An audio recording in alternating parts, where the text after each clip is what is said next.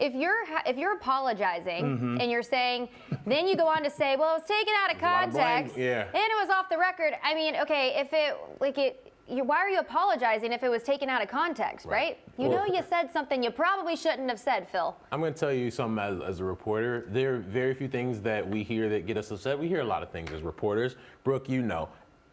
Something you can't tell a reporter, or something that we take great offense to, is us using something off the record that we know was on the record or on background.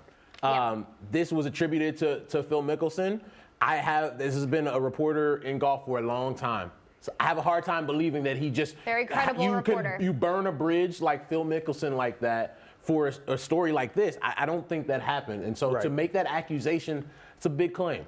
Yeah, I mean, Phil's out here just destructing everything, really. I mean, the relationship with the new golf league, that's absolutely egregious. But then you look at what he's basically trying to do with the PGA and the leverage move, and I know he definitely bothered some people doing that. And then you're talking about a long-standing golf reporter here that he's really getting into a very nasty public fight with, and it's a character issue, right? Because you talked about it. If you are talking to somebody in confidence, then you know what to do with that information. You're not going to let it out. And so to say that something completely different happened is absolutely terrible. But there have been other people who have been in similar situations.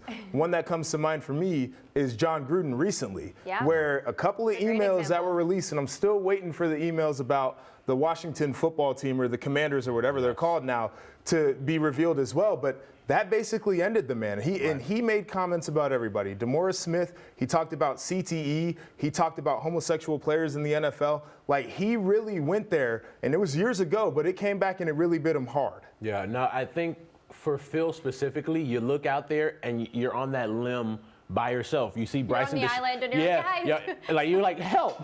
Help me.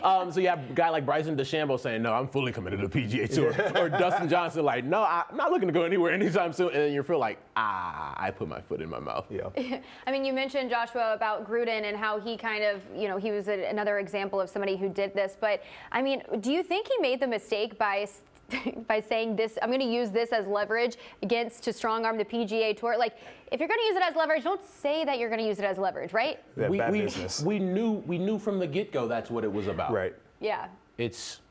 He was also dropped by one of his sponsors, 14-year relationship. Yeah, and he's making about $40 million a year or so off of sponsorship, so this is a pretty big hit there. I wonder if the arthritis commercials are still going to keep his deal with him. You know what? You watch some TV tonight, you let me know if they're still on.